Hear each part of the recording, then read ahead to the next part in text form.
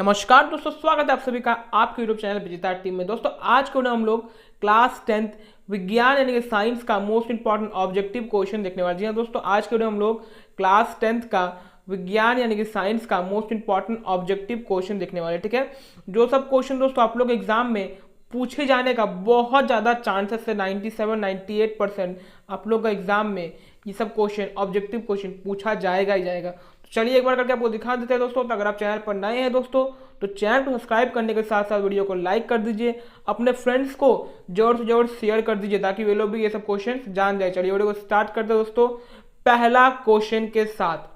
तो दोस्तों मैं आपको इंग्लिश और हिंदी दोनों में बताने वाला हूं, तो चलिए वीडियो को स्टार्ट करते हैं। पहला क्वेश्चन क्या पूछा दोस्तों, देखिए कि सिनेबार किसका आयस्क है, तो वो पारा का आयस्क है। ऑप्शन नंबर 2 पारा करेक्ट आंसर हो जाएगा। सिनेबार किसका आयस्क दोस्तों, तो पारा का आयस्क है। ठीक है, उसी का आपका इंग्लिश में ये पूछ रहा है दोस्तों कि हुज ओरी इज सिनेबार, तो आपका हो जाएगा मर्क्यूरी यानी कि पारा। ठीक है, मर्क्यूरी यानी कि पारा करेक्ट आंसर हो जाएगा।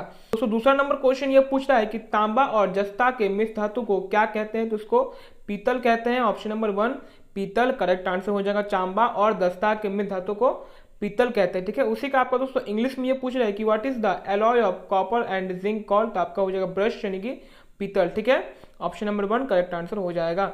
वहीं दोस्तों तीसरा नंबर क्वेश्चन आपसे ये पूछ रहा है कि तांबा और टीना के मिश्र धातु को क्या कहते हैं, तो उसको कांसा कहते हैं। ऑप्शन नंबर 1 कांसा करेक्ट आंसर हो जाएगा। दोस्तों कांसा कहते हैं तांबा और टीना के मिश्र धातु को। ठीक है, उसी का दोस्तों इंग्लिश में ये पूछ रहा है कि what is the alloy of copper and tin called, तो आपका हो जाएगा ब्रोंजे यानी कि कांसा। ठीक है दोस्तों, चौथा नंबर क्वेश्चन की तरफ बढ़े तो चौथा नंबर क्वेश्चन ये पूछ रहा है कि सीसा एवं टीना के मिश्र धातु को क्या कहते हैं, तो उसको सोल्डर कहते हैं। ऑप्शन नंबर 1 सीसा और टीना के मिश्र धातु को सोल्डर कहते हैं। ये आपका एग्जाम में पूछा जाना ही है, 110% ये क्वेश्चन आपका एग्जाम में आएगा ही आएगा। ठीक है, तो बढ़िया से इसको देख लीजिए स्पेलिंग के साथ कि सीसा और टीना के मिश्र धातु को क्या कहते हैं, तो उसको सोल्डर कहते हैं। Option number 1 solder correct answer हो जाएगा।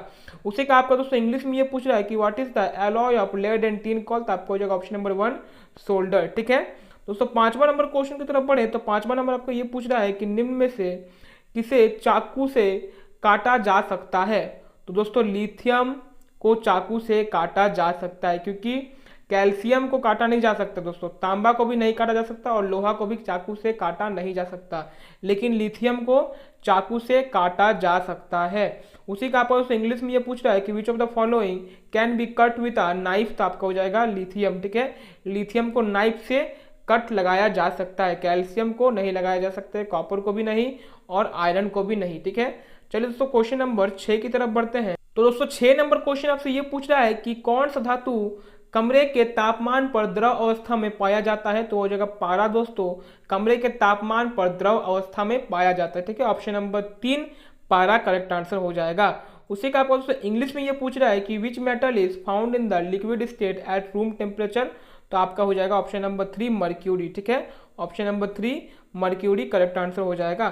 चलिए 7 नंबर क्वेश्चन देख लेते हैं। तो 7 नंबर क्वेश्चन आपको ये पूछ रहा है कि कौन सा अधातु कमरे के तापमान पर द्रव अवस्था में रहती है। कौन सा अधातु बोल रहा है, धातु नहीं बोल रहा दोस्तों, कौन सा अधातु बोल रहा है। ठीक है, तो bromine option number 1 bromine correct answer हो जाएगा, क्योंकि पारा भी नहीं रहती है, तांबा भी नहीं होगा और एल्युमिनियम भी नहीं होगा, तो हो जाएगा ऑप्शन नंबर 1 ब्रोमीन। ठीक है, उसी का आपका इंग्लिश में ये पूछ रहा है कि which non metal remains in liquid state at room temperature, तो आपका हो जाएगा ऑप्शन नंबर 1 ब्रोमीन। ठीक है, वहीं दोस्तों क्वेश्चन नंबर 8 की तरफ बढ़े तो 8वां नंबर क्वेश्चन आपका ये पूछ रहा है कि सबसे कठोर तत्व कौन है, तो वो हीरा है। ऑप्शन नंबर 2 हीरा करेक्ट आंसर हो जाएगा। ऑप्शन नंबर 2 सबसे कठोर तत्व हीरा है। ठीक है, उसी का आपको इंग्लिश में ये पूछ रहा है कि which is the hardest element, तो आपका हो जाएगा ऑप्शन नंबर 2 डायमंड। ठीक है, diamond is the hardest element. ठीक है दोस्तों 9वां नंबर क्वेश्चन आपसे ये पूछ रहा है कि एक अधातु जिसमें चमक होती है, ठीक है, एक धातु जिसमें चमक होती है तो वो आयोडीन कहलाता है। ऑप्शन नंबर 3 आयोडीन जिसमें चमक होती है। ठीक है, उसी का आपका इंग्लिश में ये पूछ रहा है दोस्तों कि a non metal that has lustre, तो आपका हो जाएगा ऑप्शन नंबर 3 आयोडीन। ठीक है, चलिए 10वां नंबर क्वेश्चन की तरफ बढ़ते हैं।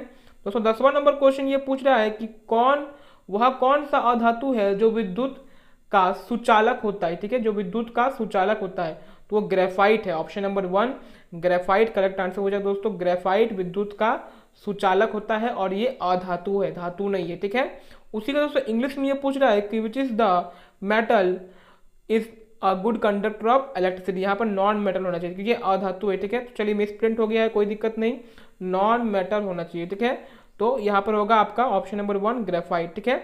चलिए दोस्तों नेक्स्ट क्वेश्चन की तरफ बढ़ते हैं, क्वेश्चन नंबर 11 है ना दोस्तों। 11 नंबर क्वेश्चन आपसे ये पूछ रहा है कि इनमें से कौन ठंडे जल के साथ तेजी से अभिक्रिया करती है। तो दोस्तों ये सोडियम ठंडे जल के साथ तेजी से अभिक्रिया करती है, ऑप्शन नंबर 2।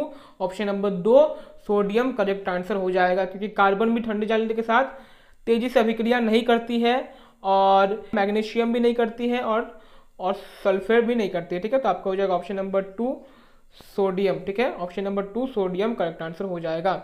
उसी का दोस्तों आपका इंग्लिश में ये पूछ रहा है कि which of the following reacts rapidly with cold water. तो आपका हो जाएगा सोडियम, किंतु कार्बन भी नहीं होगा, मैग्नीशियम भी नहीं होगा और सल्फेट भी नहीं होगा, ठीक है। Option number 2 sodium correct answer हो जाएगा।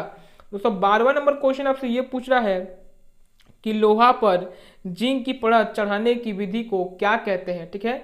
तो उसको यश द लेपन, ठीक है। ऑप्शन नंबर 2 यश द लेपन करेक्ट आंसर हो जाएगा। उसी का इंग्लिश में ये पूछ रहा है कि what is the method of coating zinc and iron call. तो आपका हो जाएगा ग्लैविनेशन, ठीक है। ऑप्शन नंबर 2 ग्लैविनेशन करेक्ट आंसर हो जाएगा।